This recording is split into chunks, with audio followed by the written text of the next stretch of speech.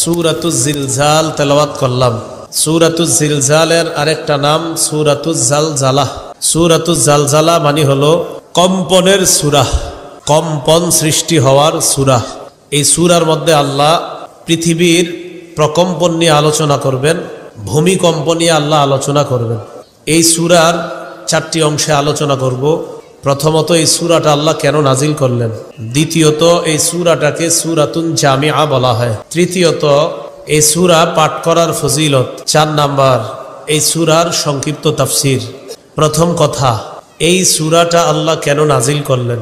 তাফসীরের পরিভাষা এটাকে বলা হয় শানে নুজুল, অর্থাৎ এই সূরা নাজিল হওয়ার প্রেক্ষাপট, কারণ কি কারণে আল্লাহ এই সূরাটা নাজিল করলেন।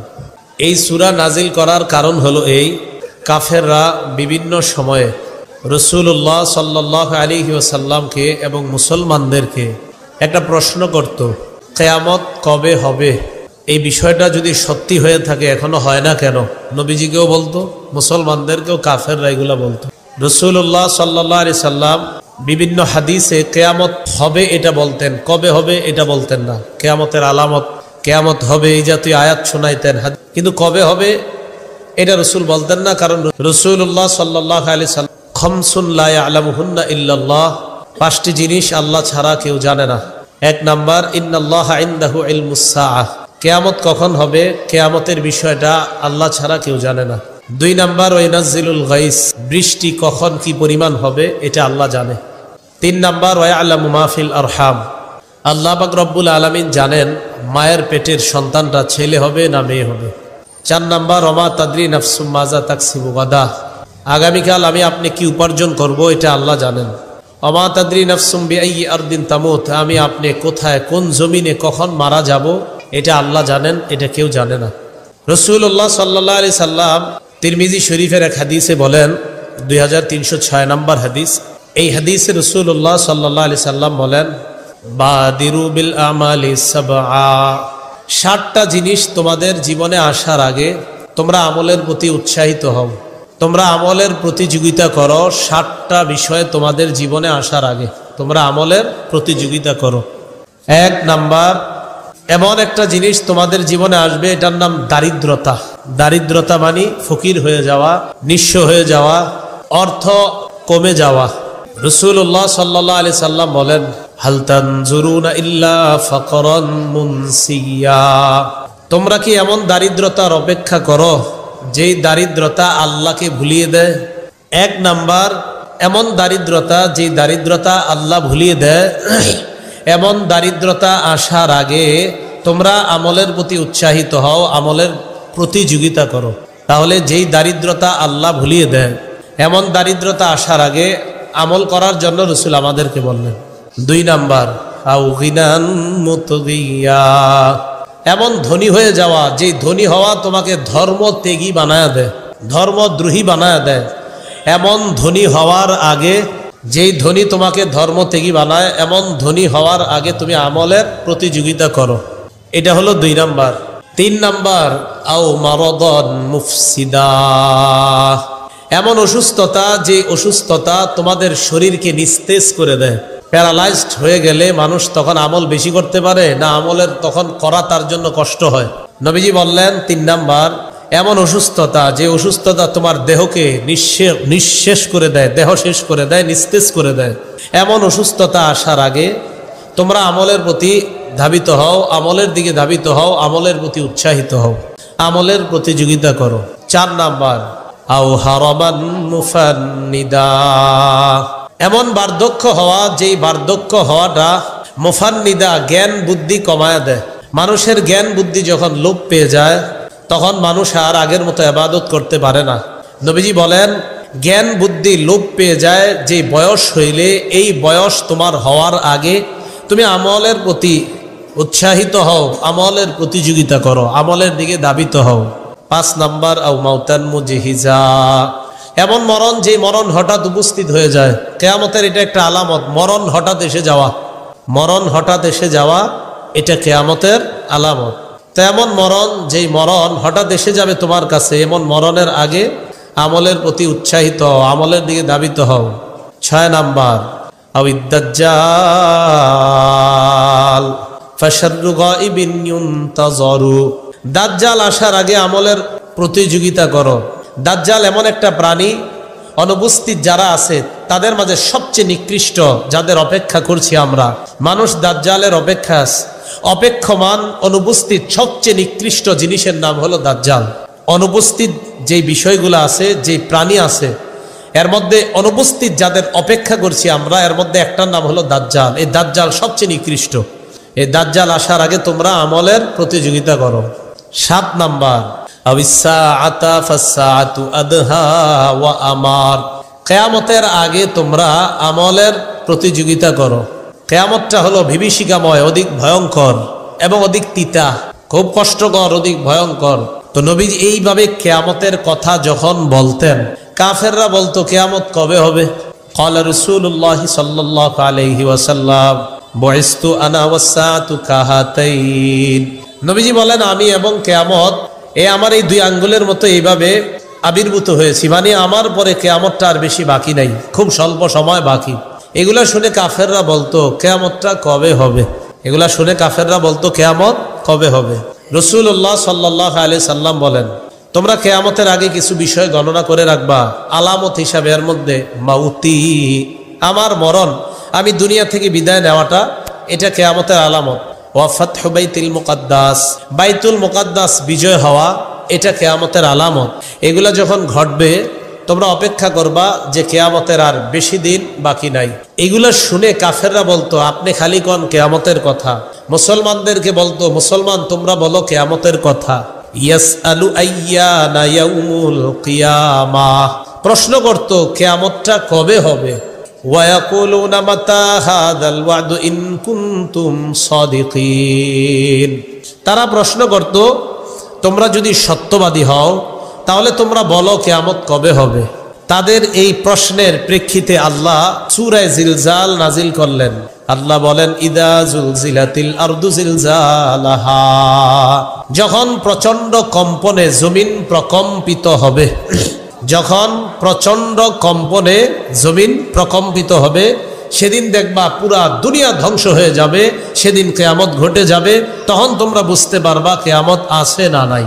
তাহলে জমিন যেদিন কাঁপতে থাকবে প্রচন্ড, মানে যেদিন কিয়ামত হবে, জমিনের নিচে উপরে যা আছে সব নিয়ে ধ্বংস হয়ে যাবে, সেদিন কিয়ামত ঘটেই যাবে। আল্লাহ এই প্রেক্ষিতে আয়াতটা নাজিল করলেন যে সেদিন দেখবা সব ঘটে গেছে আর তোমরা সব কিয়ামতের ময়দানে দাঁড়িয়ে যাবা। এটা হলো এই সূরা নাজিলের প্রেক্ষাপট। বেঈমানরা কয় কবে হবে কিয়ামত? আল্লাহ জানায়া দিলেন যেমন ভূমিকম্পে পুরা দুনিয়া ধ্বংস হবে সেদিনই কিয়ামত হয়ে যাবে। 2 নাম্বার কথা, এই সূরাকে সূরাতুন জামিআ বলা হয়, এমন একটা সূরা যেই সূরাটা দুনিয়া আখিরাতের সব বিষয়গুলা সংক্ষিপ্তভাবে এই সূরার মধ্যে আল্লাহ একত্রিত করে দিয়েছে। এক সাহাবী রাসূলুল্লাহ সাল্লাল্লাহু আলাইহি সাল্লামের কাছে আসলেন। আবু দাউদ শরীফের বর্ণনা 1399 নাম্বার হাদিস। হাদিসের বর্ণনাকারী সাহাবী আব্দুল্লাহ ইবনে আমর রাদিয়াল্লাহু তাআলা আন, তিনি বলেন আতা রাজুলুন রাসূলুল্লাহি সাল্লাল্লাহু আলাইহি ওয়াসাল্লাম, এক ব্যক্তি আল্লাহ রাসূল সাল্লাল্লাহু আলাইহি সাল্লামের কাছে আসলেন। আসার পর বললেন ফাকালা আকরিনি ইয়া রাসূলুল্লাহ, হে আল্লাহ রাসূল আমাকে আপনি কোরআন পড়া শিখিয়ে দেন, আমাকে আপনি কোরআন পড়া শিখিয়ে দেন। ফাকালা লাহু ইকরা সালাসাম মিন জাওয়াতি আলিফ লাম রা, নবীজি তাকে বললেন তুমি আলিফ লাম র বিশিষ্ট কোরআনের 3টা সূরা পড়ো, আমি তোমারে পড়ায়া দিই। কোরআনে অনেক সূরা আছে না আলিফ লাম র দিয়ে শুরু, এমন 3টা সূরা তুমি পড়ো, আমি তোমাকে পড়াই। তো তিনি নবীজিকে বললেন ইয়া রাসূলুল্লাহ আমার 3টা সমস্যা আছে। কয়টা? 3টা। 1 নাম্বার কাবিরত সিন্নি, আমার বয়স বেড়ে গিয়েছে, আমার বয়স বেড়ে গিয়েছে, বয়স বেড়ে গেছে। 2 নাম্বার ওয়াশতাদ্দা কলবি, আমার হৃদয় কঠোর হয়ে গিয়েছে। 3 নাম্বার অগলত লিসানি, আমার জিহ্বা ভারী হয়ে গেছে। আমি আবার বলছি, কয়টা সমস্যা বললেন? 1 নাম্বার আমার বয়স বেড়ে গিয়েছে, 2 নাম্বার আমার হৃদয় কঠোর হয়ে গেছে, 3 নাম্বার ওয়াগলত লিসানি, আমার জবান ভারী হয়ে গেছে। হুজুর এই কঠিন সূরাগুলা আমি কিভাবে পড়বো, আমার কষ্ট হয়ে যাবে। এটা বুঝাইতে চাইলেন আমার বয়স বেড়ে গেছে, আমার জিহ্বা ভারী হয়ে গেছে, আমার হৃদয় কঠোর হয়ে গিয়েছে, তো এই জন্য এই সূরাগুলা পড়া আমার জন্য কষ্টসাধ্য হবে। ক্বালা ইকরা সালাসাম মিন যাওয়াতি হামিম, যেই সূরার শুরুতে হামিম আছে এমন 3টা সূরা পড়ো। আসেনি হামিম? তো যখন বললেন হামিম বিশিষ্ট 3টা সূরা পড়ো, ফাকালা মিসলা মাকালাতিহিল উলা, তিনি আবার আগের কথা বললেন, ইয়া রাসূলুল্লাহ, আমার বয়স বেড়ে গিয়েছে, আমার হৃদয় কঠোর হয়ে গিয়েছে, আমার জবান ভারী হয়ে গেছে। فقال له اقرأ ثلاثا من المسبحات يسبح لله سبح لله দিয়ে যে কোরআনের সূরাগুলা শুরু আছে এমন 3টা সূরা তুমি পড়ো। প্রথমে বললেন আলিফ লাম র বিশিষ্ট 3টা সূরা পড়ো। উনি বললেন আমার বয়স বেড়ে গেছে, হৃদয় কঠোর, আমার জবান ভারী হয়ে গেছে, আমি পারবো না। নবীজি বললেন তাহলে হা মিম ওয়ালা 3টা সূরা পড়ো। তিনি আবার আগের কথা বললেন। নবীজি বললেন তাহলে সাব্বাহা লিল্লাহ ইউসাব্বিহু লিল্লাহ দিয়ে যে সূরা শুরু এমন 3টা সূরা পড়ো। ফাকালা মিসলা মাকালাতিহি, তিনি আবার আগের কথা বললেন। তো রাসূল সাল্লাল্লাহু আলাইহি সাল্লামকে এই কথাগুলা বলার পর তিনি বললেন আকিরিনি সূরাতান জামিআ, ইয়া রাসূলুল্লাহ এমন একটা সূরা আমাকে পড়ায় দেন যে সূরাটা সকল কিছুকে একত্রিত করে নেয়, শামিল করে নেয়, যেই সূরাটা সব কিছুকে জমা করে এমন সূরা আমারে শিখান। সূরাটা শর্ট হইতে হইব, সংক্ষেপ হইতে হইব, আবার এটাতে দুনিয়া আখিরাতের সব থাকতে হইব, আবার আমার উচ্চারণ যেন সহজ হয় এমন একটা সূরা শিখান। ফাআকরাহু ইযা জুলজিলাতিল আরদু জিলজালাহা, নবীজি তাকে ইযা জুলজিলাতিল আরদু জিলজালাহা এই সূরাটা শিখায়া দিলেন। এই সূরার শেষের দিকে আছে ফামাই ইয়ামাল মিসকালা যাররাতিন খায়রান ইয়ারা, যে ব্যক্তি অনুপরিমাণ নেক আমল করবে সেটা সে আখিরাতে দেখবে। ওয়া মান ইয়ামাল মিসকালা যাররাতিন শাররান ইয়ারা, যে ব্যক্তি অনুপরিমাণ খারাপ কাজ করবে এটাও সে আখিরাতে দেখবে। আচ্ছা বলেন তো ভালো কাজটা করবে কোথায়? দুনিয়াতে। করবে কোথায়? ফলাফলটা দেখবে কোথায়? খারাপ কাজটা করবে কোথায়? দুনিয়াতে। ফলাফল দেখবে কোথায়? তাহলে দুনিয়া আখেরাত সংক্ষিপ্তভাবে এসে গেছে কিনা, এটাই তো আমাদের জীবনের বাস্তবতা। এই দুনিয়াতে ভালো করব, আখেরাতে ভালো পাবো, এই দুনিয়াতে খারাপ করব তো আখেরাতে অবস্থা হবে খারাপ। এই জন্য রাসূলুল্লাহ সাল্লাল্লাহু আলাইহি সাল্লাম তাকে শিখিয়ে দিলেন। একটু চিন্তা করেন তো, শেষে ছোট্ট 2টা আয়াত, যদিও আয়াত 2টা ছোট, গবেষণা করলে আমার আপনার দুনিয়া আর আখেরাতের জীবনটা সুন্দরভাবে এই 2 আয়াতে আল্লাহ ফুটিয়ে তুলেছে। তো উনি বললেন হুজুর আমারে এমন একটা সূরা শিখান যেই সূরাটা জামিআ সব কিছুকে শামিল করে নেয়। এবার বুঝে আসছে এটা কিভাবে দুনিয়া আখেরাত এখানে আসে না? ভালো কাজ করব দুনিয়াতে পাবো আখেরাতে, খারাপ কাজ করব দুনিয়াতে পাবো আখেরাতে। তো এটাই তো আমাদের দুনিয়ার জীবন। দুনিয়াতে যতদিন আসি ভালো করব, যতদিন আসি হয়তো খারাপ করব, ভালো খারাপ যেটাই করব আখেরাতে দেখব, এমন একটা সূরা রাসূল তাকে শিখিয়ে দিলেন। এই জন্য এই সূরাটাকে বলে সূরাতুন জামিআহ। একটু বলেন না সবাই, সূরাতুন জামিআহ।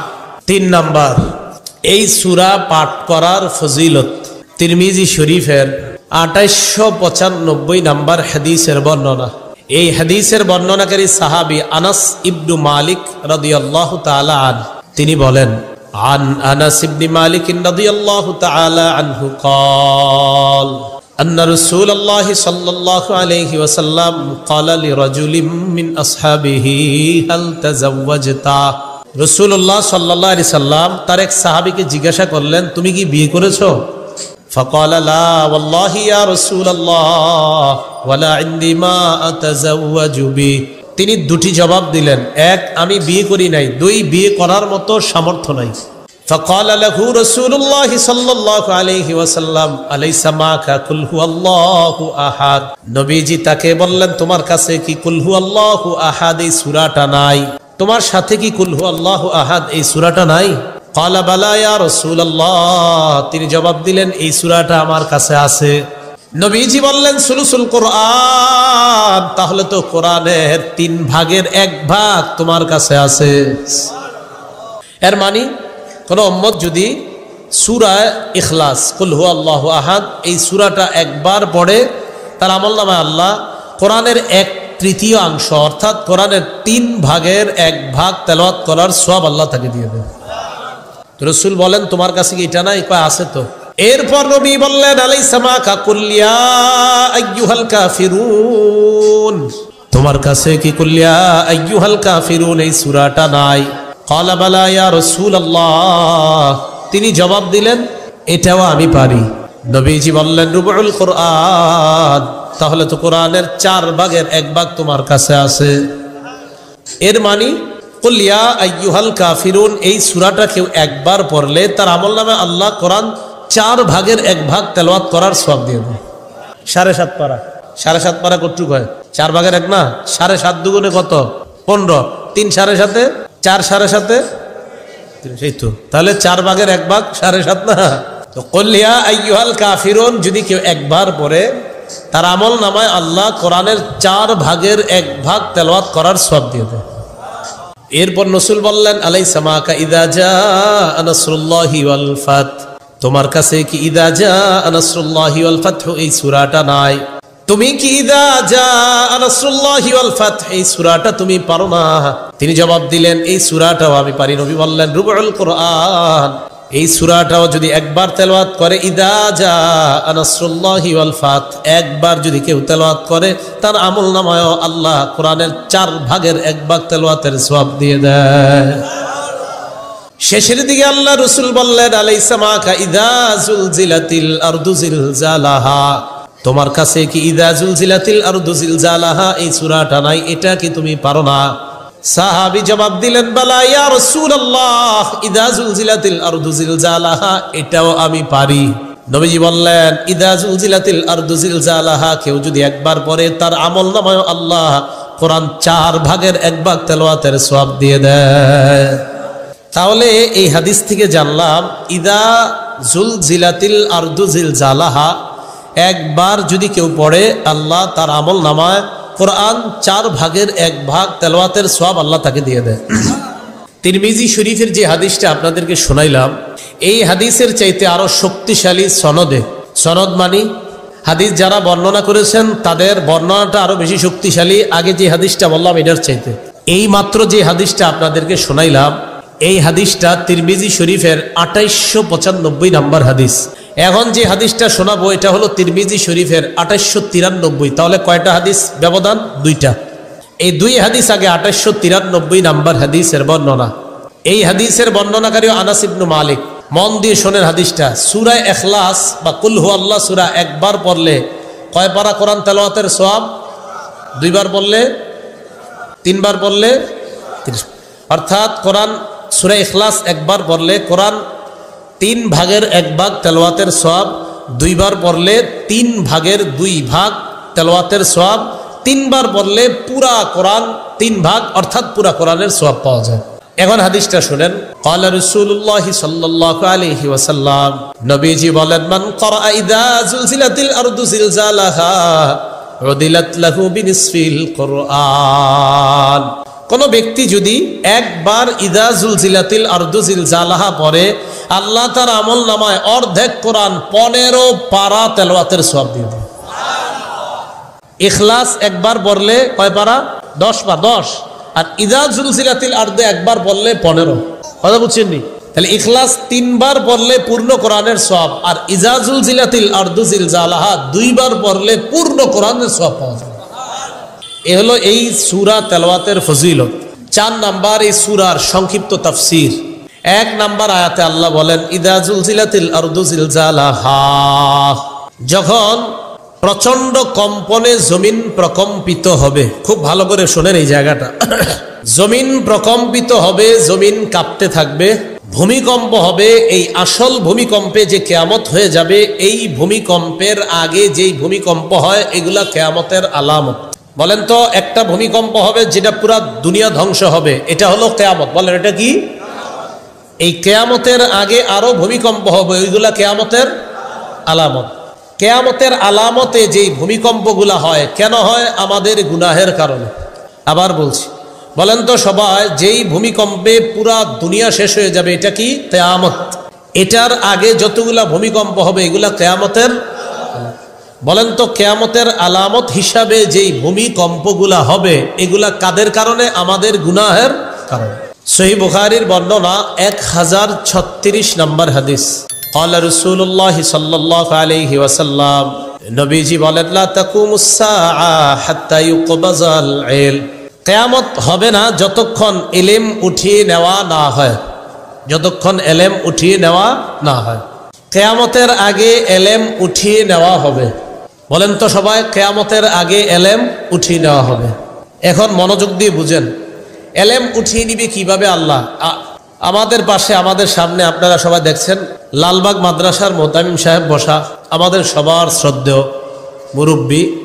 তো উনি সম্মানিত শ্রদ্ধেয় একজন আলেম, শুধু লালবাগবাসীর জন্য অনেক আগে থেকে আর বর্তমানে মুফতি ফজলুল হক আমিনী সাহেব রহমতুল্লাহ আলাইহির পরে লালবাগ মাদ্রাসার বর্তমান মোহতামিমের দায়িত্ব হযরত পালন করছেন। এখন ওনার সিনা থেকে আল্লাহ পাক রব্বুল আলামিন এলেমটা এইভাবে টেনে নিয়ে যাবে এমনটা হবে না। কি কথা বুঝছেন? এলেমটা আল্লাহ টেনে এভাবে নিয়ে যাবেন এমনটা না। কিভাবে আল্লাহ এলেমটা নিবেন? এটা সহিহ বুখারীর 100 নম্বর হাদিসে আছে। ক্বালা রাসূলুল্লাহ সাল্লাল্লাহু আলাইহি ওয়াসাল্লাম, নবীজি বলেন, ইন্নাল্লাহা লা ইয়াকবিজুল ইলমা ইনতিজাআন ইয়ানতাজিউহু মিনাল ইবাদ।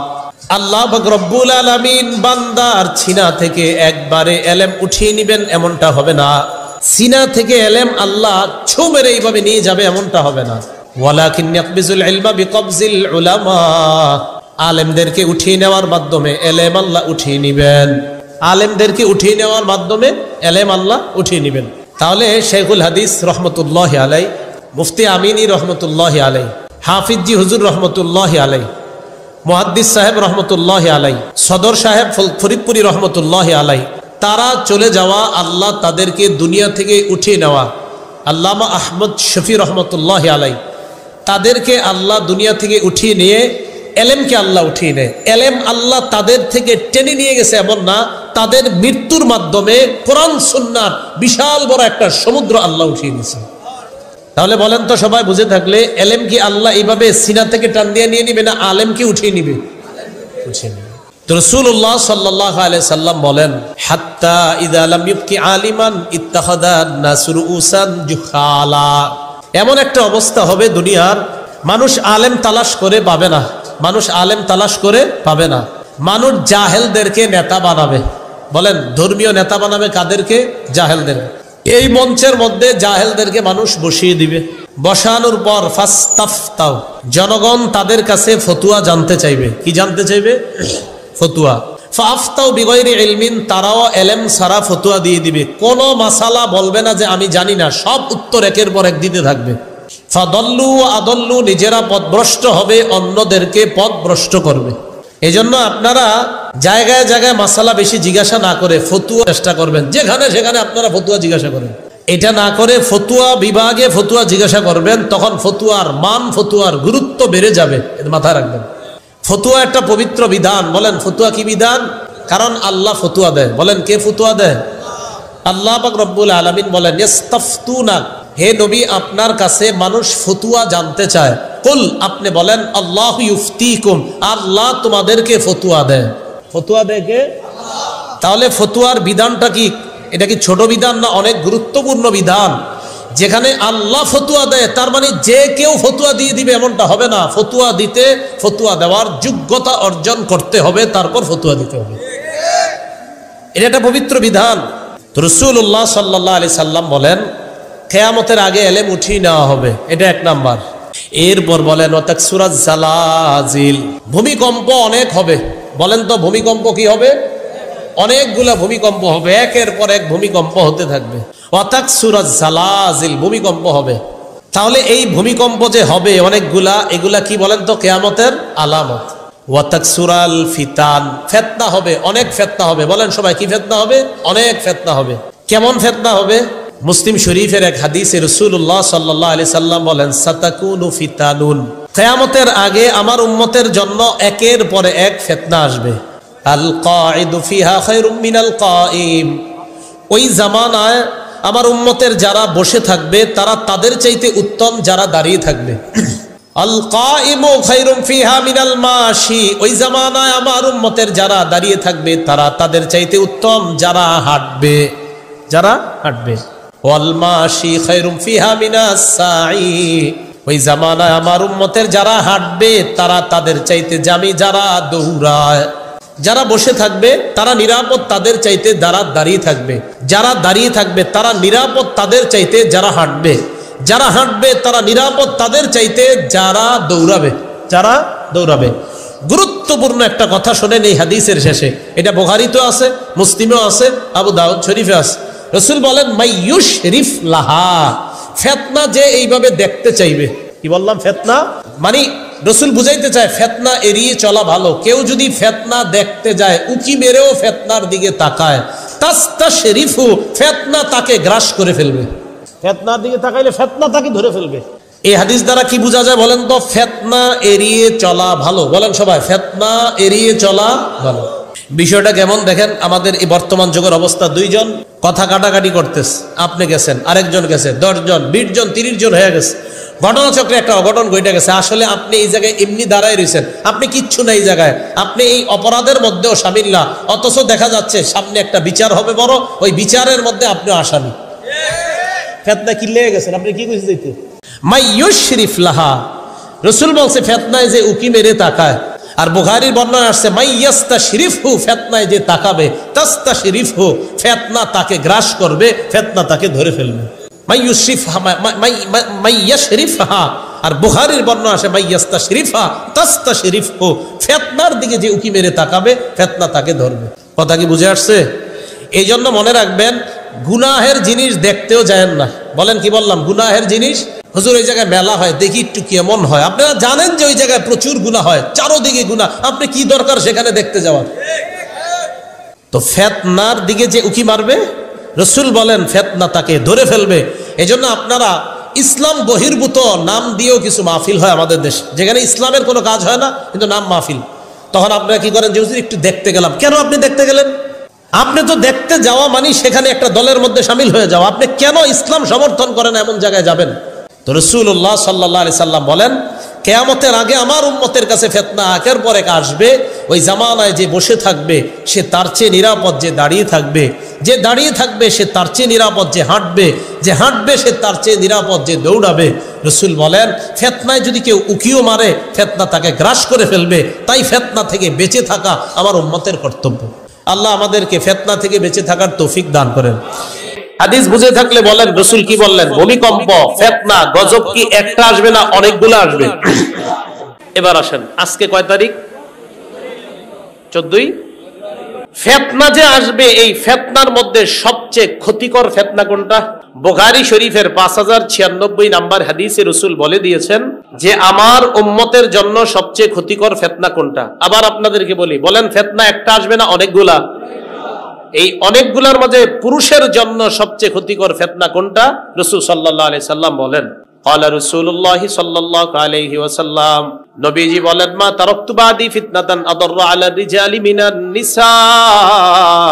নবীজি বলেন, আমি দুনিয়া থেকে চলে যাওয়ার পর পুরুষের জন্য নারীর চাইতে অধিক ক্ষতিকর ফিতনা আর কোনো কিছু রেখে যাই নাই। তাহলে পুরুষের জন্য সবচেয়ে ক্ষতিকর ফিতনা। দেখেন আমাদের মা বোনরা অনেক সম্মানিত, মা হিসাবে সম্মানিত, বোন হিসাবে সম্মানিত, বিবি হিসাবে সম্মানিতা, তারা স্ত্রী হিসাবে সম্মানিতা, কন্যা হিসাবে সম্মানিতা। কখন? যখন তারা ইসলামের গণ্ডির মধ্যে থাকবে তখন সম্মানিত, কিন্তু ইসলামের গণ্ডির বাহিরে যখন যাবে তখন তারা পুরুষের জন্য সবচেয়ে ভয়ঙ্কর ফিতনা। রাসূলুল্লাহ সাল্লাল্লাহু আলাইহি সাল্লাম বলেন, আমি দুনিয়া থেকে বিদায় নেওয়ার পর পুরুষের জন্য সবচেয়ে ক্ষতিকর যে ফিতনা রেখে গিয়েছে এটা নারীর ফিতনা। বলেন কার ফিতনা? এই ফিতনাটাকে শয়তান আজকে 14 ফেব্রুয়ারি সবচেয়ে হাতিয়ার হিসাবে ব্যবহার করেছে। আল্লাহ হেফাজত করুন। মুসলিম শরীফের হাদিস, قال رسول الله صلى الله عليه وسلم, নবীজি বলেন, ইন্নাদ দুনিয়া হুলওয়াতুন খাদিরা ওয়া ইন্নাল্লাহা মুস্তাখলিফুকুম ফিহা। নবীজি বলেন দুনিয়া সুমিষ্ট, দুনিয়াটা উজ্জ্বল, চকচক করে, দেখতে খুব সুন্দর, দুনিয়ার এমন কিছু বিষয় হবে। এই দুনিয়াটা সুমিষ্ট, খাদিরাতুন সবুজ শ্যামল, সুজলা সুফলা। ওয়া ইন্নাল্লাহা মুস্তাখলিফুকুম ফিহা, দুনিয়াতে আমি তোমাদেরকে প্রতিনিধি বানাইলাম। আল্লাহ দুনিয়াতে আমাদেরকে প্রতিনিধি বানিয়েছেন। কথাগুলো বুঝবেন। দুনিয়াটা সবুজ শ্যামল সুমিষ্ট, এই সবুজ শ্যামল পৃথিবীতে আমাদেরকে প্রতিনিধি বানিয়েছেন কে? আল্লাহ। কেন বানিয়েছেন? আপনারা এই বাংলাটা আমারে জিজ্ঞাসা করেন, বলেন কেন বানিয়েছেন, আমারে বলেন। রাসূল বলেন ফায়ানজুরু কাইফা তা'মালুন, আল্লাহ দেখবে তোমরা কেমন আমল করো। আবার বলছি, বলেন তো দুনিয়াটা সুজলা সুফলা শ্যামল, সবুজ শ্যামল সুমিষ্ট, এই দুনিয়াতে আল্লাহ আমাদেরকে প্রতিনিধি বানিয়েছেন। এবার বলেন তো কেন বানিয়েছেন? আল্লাহ দেখবে আমরা কেমন আমল করি। কেন বানিয়েছেন? আল্লাহ দেখবে আমরা। এবার রাসূল আমাদেরকে সতর্ক করে দেয়, শোনো আমার উম্মত, আল্লাহ কিন্তু দেখতেছে কি আমল করো। আমি তোমাকে সতর্ক করে যাচ্ছি, ফাত্তাকুদ দুনিয়া, দুনিয়ার ফিতনা থেকে বেঁচে থাকবা। আল্লাহ কিন্তু দেখবে দুনিয়ার ফিতনায় তুমি পড়ো কিনা। কি বলতেছেন? নবীজি আমাদেরকে জানিয়ে দিলেন, আমার উম্মত, আল্লাহ তোমাদেরকে প্রতিনিধি বানিয়েছেন, আল্লাহ দেখবে তোমরা কেমন আমল করো। ফাত্তাকুদ দুনিয়া, দুনিয়ার ফিতনা থেকে বাঁচো। ওয়াত্তাকুন নিসা, নবী বলেন নারীর ফিতনা থেকে বাঁচো। দুনিয়ার ফিতনা আর নারীর ফিতনা। আচ্ছা একটু ভাবেন তো হাদিসটা। রাসূল বললেন দুনিয়াটা সবুজ শ্যামল, দুনিয়াটা সুজলা সুফলা, দুনিয়াটা সুমিষ্ট, এখানে আল্লাহ তোমাদেরকে প্রতিনিধি বানিয়েছেন। আমার উম্মত শোনো, আল্লাহ দেখবে তোমরা কেমন আমল করো। সাথে সাথে সতর্ক করে দিচ্ছে, আমার উম্মত দুনিয়ার ফিতনা থেকে বাঁচো, নারীর ফিতনা থেকে বাঁচো। কেন? কারণ আল্লাহ কিন্তু দেখছে কি করছো। এরপর রাসূল সাল্লাল্লাহু আলাইহি সাল্লাম দলিল হিসাবে, একটা জাতি নারীদের ফিতনার কারণে ধ্বংস হয়ে গিয়েছে, দলিল হিসাবে আমাদেরকে রাসূল শোনায়া দিলেন, ফাইন্না আউওয়ালা ফিতনাতি বানি ইসরাঈলা কানাত ফিন নিসা। নবীজি বলেন বনি ইসরাঈল সম্প্রদায়ের মাঝে সর্বপ্রথম যেই ফিতনাটা হয় সেই ফিতনা হলো নারীর ফিতনা। বলেন কার ফিতনা? নারীর ফিতনা। এজন্য তিরমিজি শরীফের 1173 নম্বর হাদিসে আসছে, ক্বালা রাসূলুল্লাহ সাল্লাল্লাহু আলাইহি ওয়াসাল্লাম, নবীজি বলেন আল মারআতু আওরাতুন, নারী হলো ঢেকে রাখার জিনিস, নারী ঢাকনায় থাকার জিনিস, নারী পর্দায় থাকার জিনিস। ফাইদা খারাজাত ইস্তাশরাফাহা শাইতান, এই নারী যখন পর্দা ছাড়া ঢাকনা ছাড়া বের হয়, শয়তান এই নারীকে পুরুষের সামনে মোহনীয় রূপে উপস্থাপন করে দেয়। এজন্য রাসূল বললেন দুনিয়ার ফিতনা, নারীর ফিতনা থেকে তোমরা বেঁচে থাকো। তাহলে আবার আগের কথা আসেন, অনেক ফিতনা আসবে, একের পর এক ফিতনা আসবে। সবচেয়ে ভয়ঙ্কর ফিতনা পুরুষের জন্য কোনটা? রাসূল বলছে এর থেকে বেঁচে থাকো। আল্লাহ আমাদেরকে হেফাজত করেন। তাহলে ইযা জুলজিলাতিল আরদু জিলজালাহা গেল, ভূমিকম্পে দুনিয়া ধ্বংস হবে। এর আগে অনেক ফিতনা হবে, অনেক ভূমিকম্প হবে। কোন ফিতনাগুলো ভয়ঙ্কর সেটাও সংক্ষিপ্তভাবে বললাম। ভূমিকম্পের মাধ্যমে যখন কিয়ামত ঘটে যাবে, তারপর কি হবে?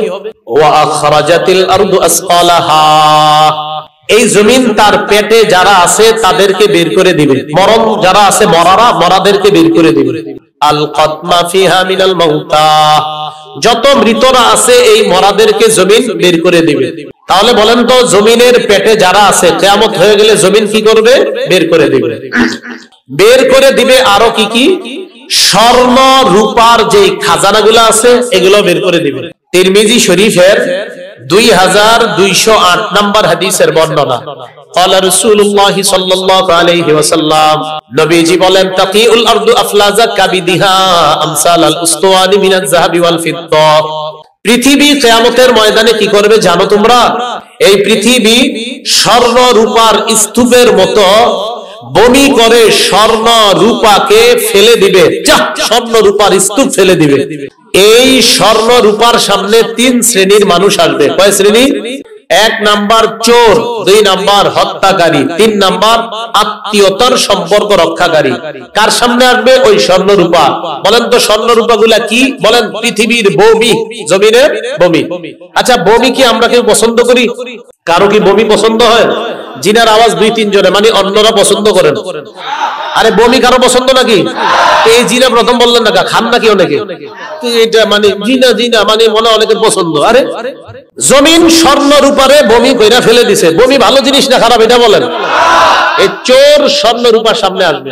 আসার পর চোর বলবে ফি মিসলি হাযা কুতিয়াত ইয়াদি, ছি ছি এই বমির কারণে আমার হাত কাটা হলো। চোর এসে বলে আমি এই স্বর্ণ রূপা চুরি করতে গেলাম, মানুষ ধরে আমার হাত কেটে দিয়েছে, আমি এই বমি চুরি করতে গিয়ে হাত কাটলাম, চোর আফসোস করবে। হত্যাকারী স্বর্ণ রূপার সামনে গিয়ে বলবে ফি হাযা কাতালতু, এই স্বর্ণ রূপার কারণে কত মানুষ আমি হত্যা করলাম, কত মানুষ আমি মার্ডার করলাম, এই স্বর্ণ রূপার এই বমির কারণে আমি মানুষ মারলাম। ওয়ায়াজিউল কাতিউ ফায়াকুল, রক্তের সম্পর্ক ছিন্নকারী আসবে, আসার পর বলবে ফি হাদা কাতাতু রাহিমি, এই স্বর্ণ রূপার কারণে আমি আমার রক্তের সম্পর্ক ছিন্ন করলাম। আমার বোনটা যেন আমার স্বর্ণ রূপার দিকে না তাকায়, তাই বোনটার ফোন ধরি নাই, বোনটারে বেশি বাসায় আসতে দেই নাই, কখন না জানি আবার স্বর্ণ রূপার দিকে নজর দিয়ে দেয় কিনা। ওই রক্তের সম্পর্ক ছিন্নকারী স্বর্ণ রূপার সামনে দাঁড়ায় বলবে এই বমির কারণে আমি আমার রক্তের সম্পর্ক ছিন্ন করলাম। রাসূল বলেন ফায়াদাউনাহু সুম্মা ইয়াদাউনাহু, এই চোর স্বর্ণ রূপাটা ধরে দেখবে না, হত্যাকারীও স্বর্ণ রূপা ধরে দেখবে না, রক্তের সম্পর্ক ছিন্নকারীও স্বর্ণ রূপা ধরে দেখবে না, অথচ দুনিয়াতে স্বর্ণ রূপা কেউ কি ছাড়তে চায় কখনো? নবী বলে ফালা ইয়াখুযুনা মিনহু শাইআ, একটু ধরে দেখবে না, কারণ এটা জমিনের বমি। তো আল্লাহ বলেন কিয়ামত যখন হবে জমিন মানুষগুলাকেও ফেলে দিবে, পেটে যা আছে সবগুলারে বমি করে জমিন ফেলে দিবে, যা কিয়ামতের ময়দানে দাঁড়াও। এই অবস্থা দেখার পর মানুষ বলবে ওয়াকালাল ইনসানু মা লাহা, মানুষ বলবে জমিনের হইল কি? ইয়াউমা ইদিন তুহাদ্দিসু আখবারাহা, আল্লাহ বলেন সেদিন জমিন তার সমস্ত বৃত্তান্ত, মানুষের সব বৃত্তান্ত আল্লাহর কাছে বলে দিবে। তিরমিজির 2429 নম্বর হাদিস, আল্লাহ রাসূল বলেন ইয়াউমা ইদিন তুহাদ্দিসু আখবারাহা, নবী এই আয়াতটা তেলাওয়াত করলেন। এই আয়াতের অর্থ হলো সেদিন জমিন তার সমস্ত বৃত্তান্ত বর্ণনা করে দিবে, এটা হলো আয়াতের অর্থ। এই আয়াত নবীজি তেলাওয়াত করে বললেন যে তোমরা কি জানো জমিন কি বৃত্তান্ত বলবে? সাহাবারা বলেন আল্লাহ আর তার রাসূল ভালো জানে। তখন নবী যে কথাটা বলছে সবাই মনে রাখেন, নবী বলেন আনতাশহাদা আলা কুল্লি আবদিন ওয়া আমাতিন বিমা আমিলা আলা যহরিহা, নারী পুরুষ এই পৃথিবীর পিঠে, এই পৃথিবীর উপরে কি করেছে না করেছে জমিন সব আল্লাহরে বলে দেবে। আল্লাহর বলবে আল্লাহ এইগুলা করছে, মাবুদ আমি তোমার কাছে সাক্ষী দিচ্ছি যে জমিনের উপরে আমার উপরে মানুষ এই করছে। তার বলে দিবে আমিলা কাজা ওয়া কাজা ইয়াউমা কাজা ওয়া কাজা, অমুক দিন অমুক সময়ে এই কাজগুলা করেছে আল্লাহ, আমি তোমার কাছে বিচার দিলাম। তো এই কথাটা আল্লাহ পাক রব্বুল আলামিন জানায়া দিলেন যে জমিন সেদিন তার সব বৃত্তান্ত বলে দিবে। ভাই আমি আপনি জমিনের উপর চলছি না, প্রত্যেকটা মুহূর্ত চিন্তা করেন যে সর্বনাশ, আমার উঠা, আমার বসা, আমার চলন বলন, আমার ডান বাম, জমিন আল্লাহকে সব সাক্ষী দিয়ে বলে দিবে। এইভাবে বলার পর আল্লাহ বলে জানো কেন বলবে? বিআন্না রাব্বাকা আওহা লাহা, আপনার রব জমিনকে হুকুম করেছে, তাই ওই জমিন রবকে সব বলে দিবে। ইয়াউমা ইজি ইয়াসদুরুন নাসু আশতাতাল লিয়ারাউ আমালাহুম, চারদিক থেকে বিক্ষিপ্তভাবে মানুষগুলা বের হবে যেন তাদের আমলনামা তাদেরকে দেখিয়ে দেওয়া হয়। ফামাইয়ামাল মিসকালা যাররাতিন খায়রান ইয়ারা, সেদিন যেই ব্যক্তি অনুপরিমাণ নেক আমল করবে এটাও দেখতে পাবে। ওয়ামাইয়ামাল মিসকালা যাররাতিন শাররান ইয়ারা, যেই ব্যক্তি অনুপরিমাণ খারাপ কাজ করবে এটাও দেখতে পাবে। তাই নবীজি বলেন লা তাহকিরান্না মিনাল মারুফি শাইআ, তোমরা ছোট নেক আমলকে তুচ্ছ মনে করবা না। ওয়ালাউ আনতালকা আখাকা বিওয়াজহিন তালাক, তোমার ভাইয়ের সাথে হাসি মুখে কথা বলবা এটাও তুমি ছোট মনে করবা না। এই যে হাসি মুখে কোনো ভাইয়ের সাথে কথা বললেন এটাও কিয়ামতের ময়দানে আমলনামায় দেখতে পাবেন। কাউকে আপনি এক কাপ চা পান করাইলেন, নিয়ত করে ফেললেন আল্লাহ আপনার খুশি করার জন্য, এই মানুষটারে আমি আপনার জন্য ভালোবাসি তাই এক কাপ চা পান করাইলাম, এই আমলটাও কিয়ামতের মাঠে আপনি দেখবেন, সওয়াবটা দেখতে পাবেন। আল্লাহ আমাদের সকলকে সূরা জিলজালের যে কথাগুলো বললাম এটা বলতে পারবেন নি সবাই? বলেন তো আসল ভূমিকম্পে কি হয়ে যাবে? কিয়ামত। কিয়ামতের আগে যে ভূমিকম্পগুলো হয় এগুলা কিয়ামতের, বলেন কিয়ামতের আলামত যে ভূমিকম্পগুলো হয় কাদের গুনাহের কারণে? আমাদের। ও আচ্ছা, আমাদের গুনাহের কারণে যে হয় এটার একটা দলিল কি? ইবনে মাজার 4020 নম্বর হাদিস, রাসূল বলেন লা ইয়াশরাবান্না নাসুম মিন উম্মতি আল খামরা, আমার উম্মতের একদল মানুষ মদ পান করবে, ইউসাম্মুনাহা বিগাইরি ইসমিহা, মদ পান করবে অন্য নাম দিয়া, তারা মাদকের নাম দিবে অন্য, মাদক সেবন করবে নাম হবে গাঁজা, মাদক নিবে নাম হবে ইয়াবা, মাদক নিবে নাম হবে ফেন্সিডিল, মাদক হবে নাম হবে হেরোইন, মাদক হবে নাম হবে আফিম, মাদক নিবে নাম হবে কানাডা ড্রাই, মাদকের নাম হবে মাস্তুদ, মাদক মাদকের নাম হবে শ্যাম্পেন, মাদকের নাম হবে বিয়ার, বিভিন্ন নামে তারা মদ নিবে। রাসূল সাল্লাল্লাহু আলাইহি সাল্লাম বলেন এইভাবে তারা মাদকের একটা জয় জয়কর অবস্থা হবে। বিভিন্ন রেস্টুরেন্ট, বিভিন্ন রিসোর্ট, বিভিন্ন জায়গায় তারা এইভাবে মদ টানতে থাকবে। ইউজাফু আলা রুউসিহিম বিল কাইনাতি ওয়াল মুগান্নিয়াত, গায়িকা নায়িকারা গানের তালে নাচানাচি করতে থাকবে। নবীজি বলেন এমন অবস্থা যখন হবে, ইয়াখসিফুল্লাহু বিহিমুল আরদ, আল্লাহ তাদেরকে সহ জমিনের নিচে ধসিয়ে দিবে, আল্লাহ তাদেরকে দাফন করে দিবে। অনেক দূরে যেতে হবে আমার এখন আবার। আল্লাহ আমাদের সকলকে যা শুনলাম বললাম এর উপরে যেন আমরা আমল করতে পারি, আল্লাহ তৌফিক দান করেন। আমিন।